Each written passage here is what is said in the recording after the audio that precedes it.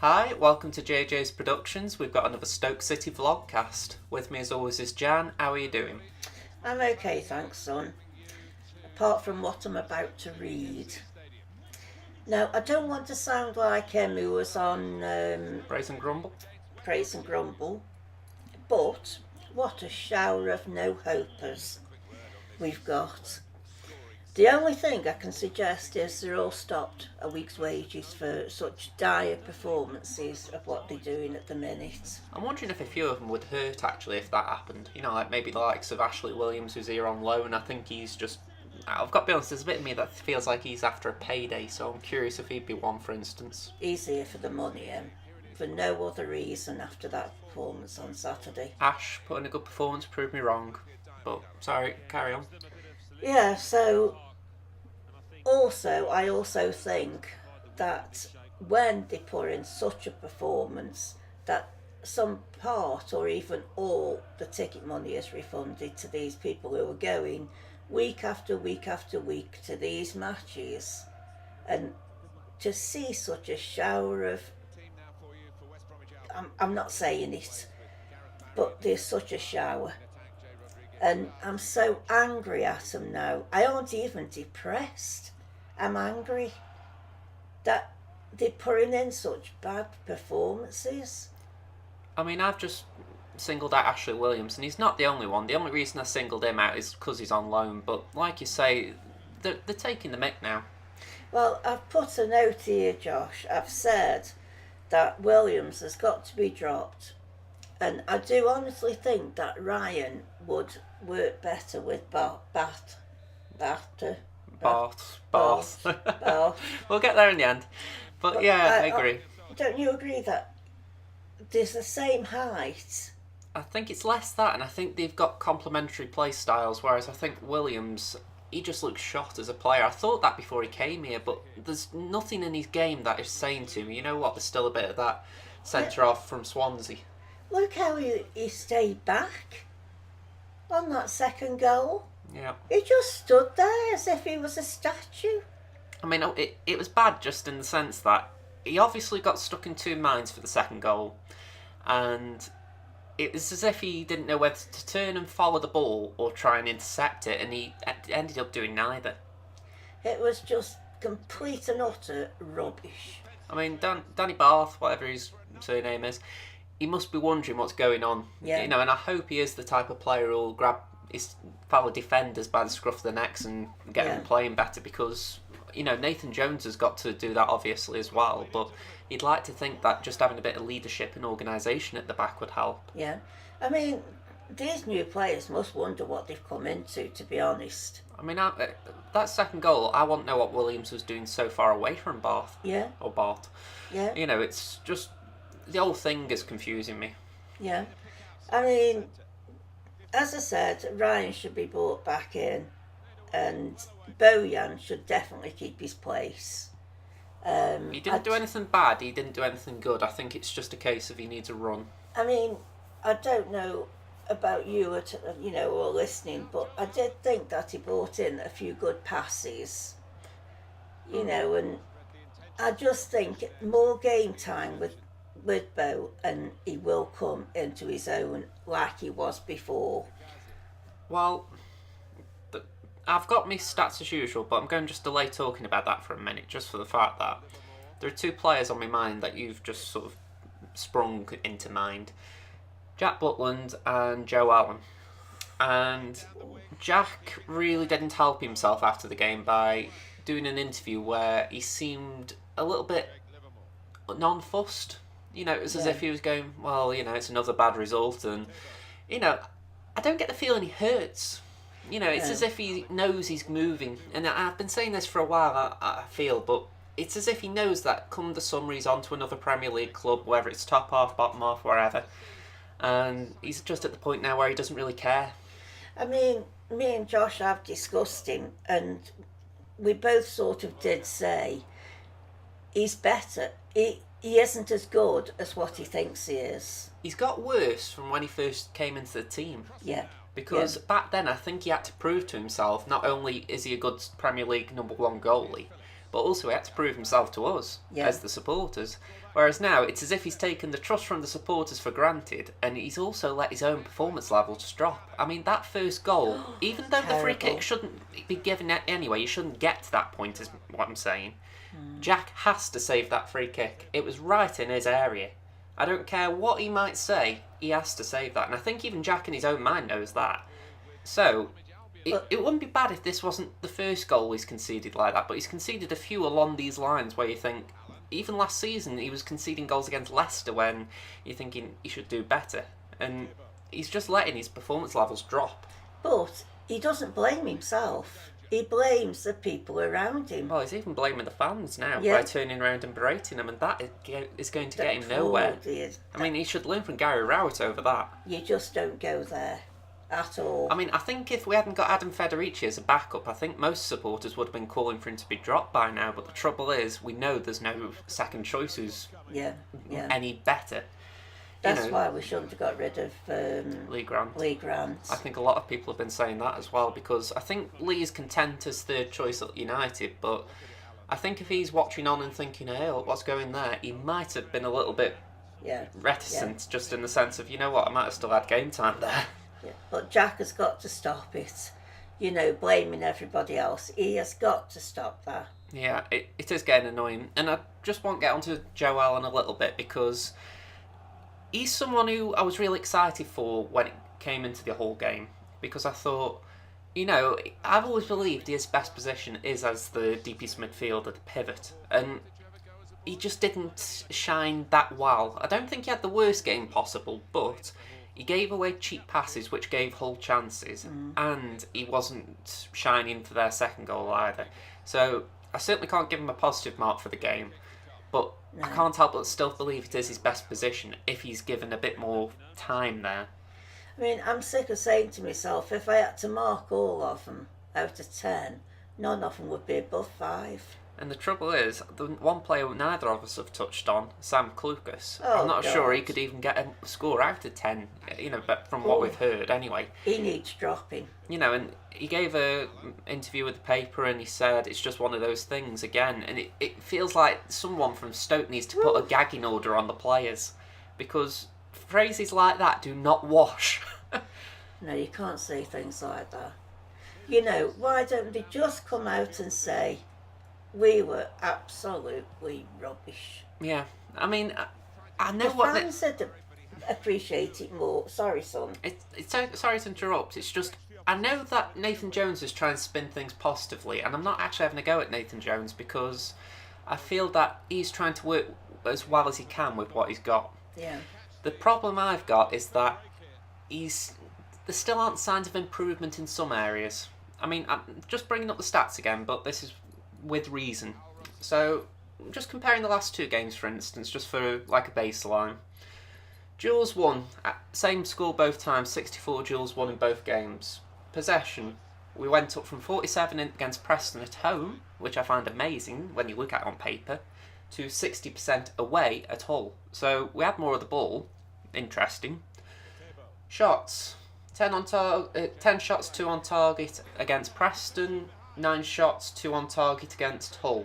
We're getting very few shots at all, but we're getting even less on target. We're averaging maybe about 10 on shots in general and about 2.5 on target.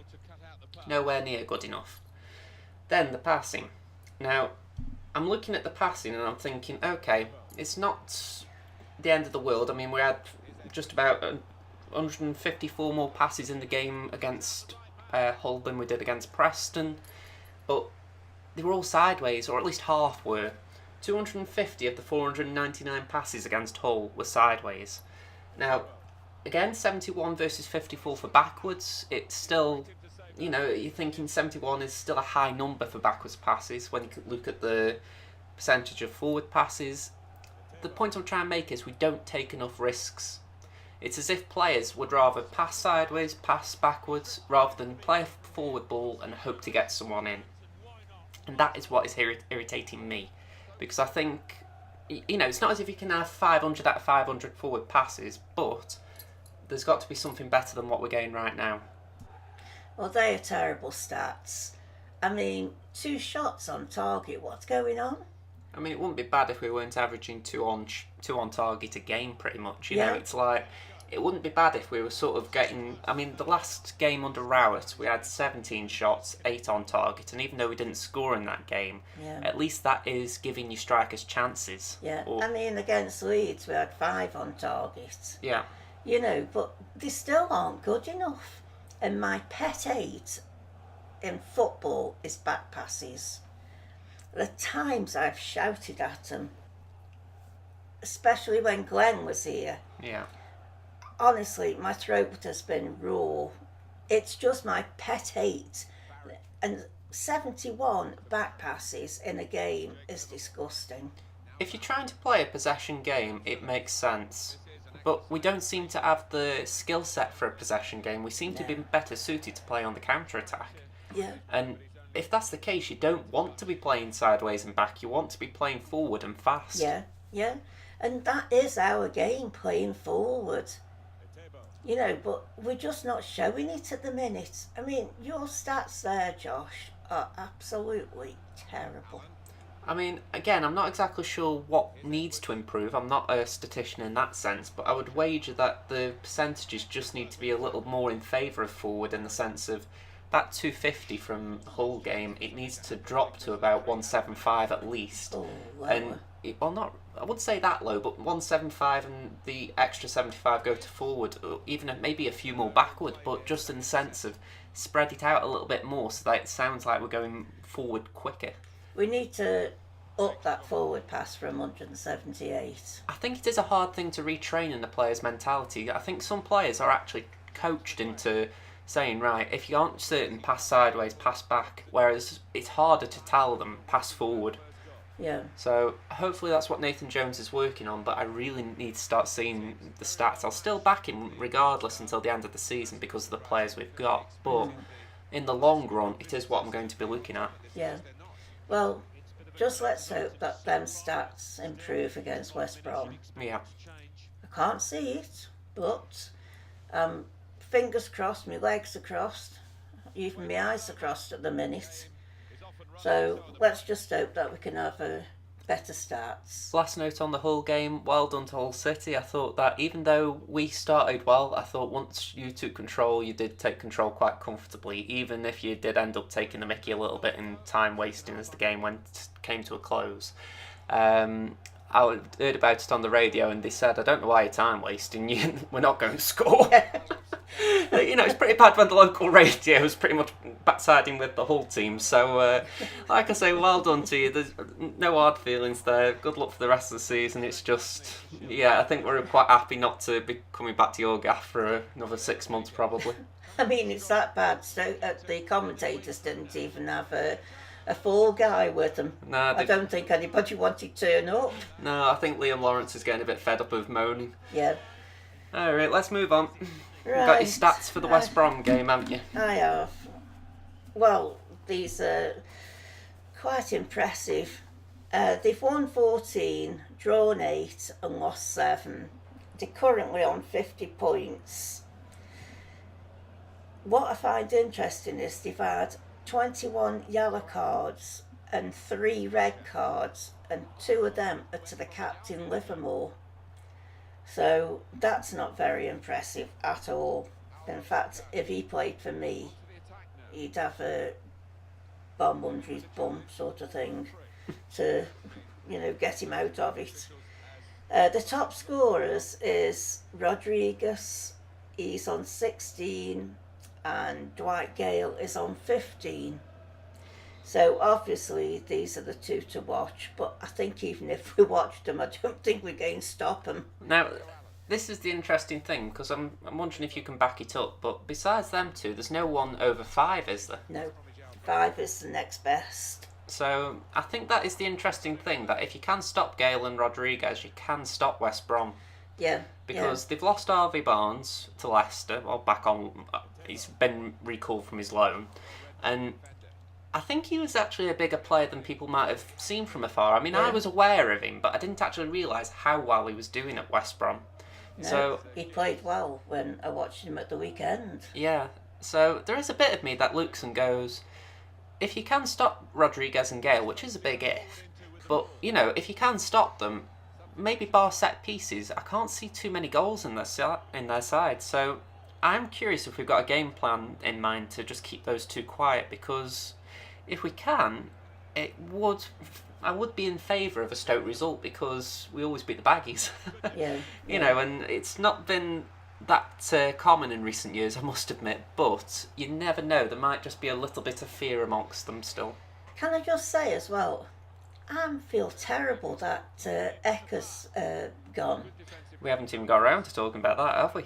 I really, really think it was a bad mistake. Yeah, I think, first of all, I don't think Eric is a bad character. I mean, maybe I'm wrong. We don't know inside the dressing room, but he doesn't come across as someone who caused trouble.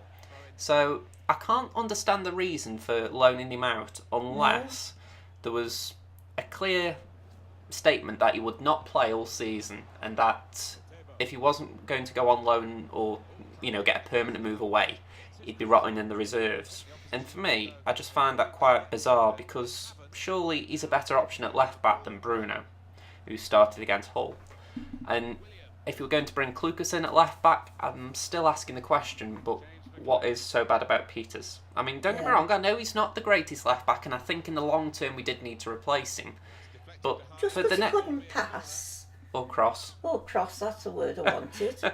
You know. But, you know, it's like I say, he wasn't the perfect full-back by any stretch, and in the summer definitely you needed replacing, but you'd have thought for 4 months he would have done a job. Yeah. And I'm like you, I'm a bit surprised there. I mean, I'm not too surprised Crouch has gone. I'm sad about that, and, you know... I wish him every luck in the world to do, honestly. Yeah, I was actually glad he got involved in their equaliser at the weekend, so, you know... Even though I felt his time had come with us, and, you know, I wasn't too upset about him actually leaving, because I was getting a bit fed up having been Plan B, I'm also a bit sad that his time has come and that he's not at the club anymore, so good luck to Pete.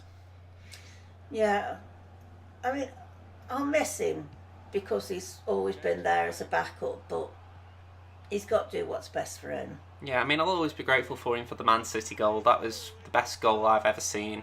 And, you know, I know people have been saying he isn't a Stoke City legend, but for me, he is, just in the sense that I never thought we'd get Peter Crouch at this club when I first started supporting the club. I know there might be people who say we've had better players who are more deserving of that title, but for me, I think, just for what he does off the pitch as well as on it, I think he does deserve that merit. I mean, when you think about it, Leicester signed one of the up-and-coming Belgian talents on transfer deadline day. Yeah, everyone in that Sky Sports News channel, all they wanted to talk about was Peter Crouch to Burnley. Yeah. For me, that just shows that even at 38, he's still got that profile about him, and it's something that we are going to miss. Yeah.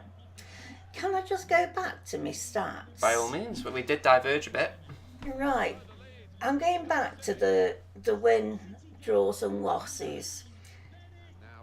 West Brom 14 wins, Stoke 9.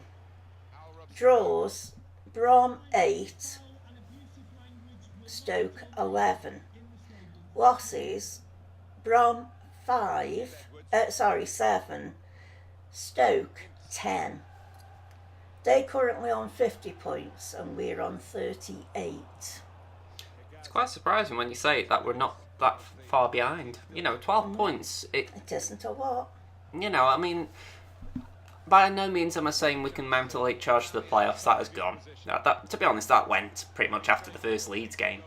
But the way I'm looking at it is still interesting that despite the fact that West Brom are perceived, well, not perceived, they have had a good season, and we're perceived, well, we have had a bad season, you know, it's perceptions all around here.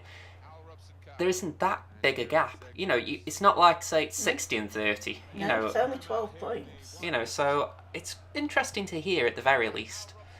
I mean, I just want to bring something up that I've found a little amusing, just looking back, and West Brom fans will probably find this interesting as well. When the start of the season came around, August 4th this article was, I've left it in the description of the video, Sky Sports did an interview with a podcast called Not the Top 20, and they were just asking for predictions for the season, and they put Stoke number 1 at the top of the table. And the reasons were that we had managed to retain most of the best players like Ryan Shawcross, Joe Allen and Bruno Martins Indy, whilst also bringing in some quality additions such as Benny Kofobi and Ogonekanaro Etebo. And then they just go on to say we'll be tough to break down, which is one of the most important things for promotion. Now that seems quite laughable. That entire 2 paragraphs seems laughable. Now I'm going to go down, and I'm also going to compare this to what they said about West Brom, because I think not the top 20 need to just issue a small apology to West Brom here, because they say Darren Moore seems like a lovely bloke, but there have to be question marks around him, despite what he did at the end of last season. Unlike Stoke, it does not seem like they're going to be able to retain most of their key assets, and it looks like there could be more outgoings before the end of the transfer window. Now, I'll admit, I haven't read into the transfer activity, but I think the main concerns they were talking about were Jay Rodriguez and Craig Dawson, and I'm pretty sure you kept both of them. You managed to keep a lot of the core players. I think the only one you really lost was Johnny Evans, and, be honest, I think you wouldn't have done much better with him. So, like I say, I really do believe that podcast could just do with issuing a small apology to West Brom, because I think they got it the wrong way round. Yeah, because I'll be honest, I think that is pretty much it. I think they summed up pretty much what went on with the 2 teams, but got the names mixed up, because really, we should have flogged off our squad. We had a squad that had a losing mentality in a way. We were okay losing a few games because that's sort of how we were in the Premier League. Yeah. Whereas I feel like West Brom were able to adapt much easier to winning. And credit to West Brom, it hurts me to say in a way, because I do enjoy victory over the Baggies, but equally, they have adapted the better. And, if they go up, all praise to Amanda Darren Moore. Well, the only thing I can look forward to now is that Stoke get the finger out and they start winning games. Even if we can get to the playoffs, which at the minute is nigh on impossible, but if they up the game, I think they could be up there. I mean, my hope is that we can just avoid relegation trouble. I'm not necessarily saying we'll go down, but I think we're looking down rather than looking up. So I want to just avoid any concerns over that. Well, I'm not going to say anything about Sam Vokes and the penalty. That was just Stoke and penalties. I was going to say, besides what you've said. Yeah. And I'm not blaming him at all, really. I think anyone who actually would blame him as being harsh, because before he came to the club, he had a 100% penalty record at Burnley, so he comes here and suddenly the curse is on him.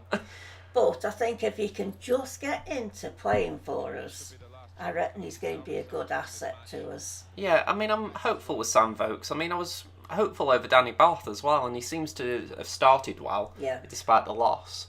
But I'm hoping Vokes, and if he starts with a phobia, I think they could strike up a good partnership. I'm not 100% certain why McLean got the start the other day, but maybe Nathan Jones is trying to experiment or try and find out who he can trust. Yeah. But hopefully if we get a settled team, we can work around that. So we've got about 30 seconds. What are your predictions? I'm going 1-0 Stoke. I think I'm going to go 1-0 Stoke as well, although if it was a 2-0 win to West Brom, it wouldn't surprise me, just for the fact that I think it could go either way. We always seem to up a game against the big boys, but we could also just prove ourselves wrong and lose. So let's hope for the win on our part. Right, in my head it's 3-0 to West Brom, but 1-0 I'm going for.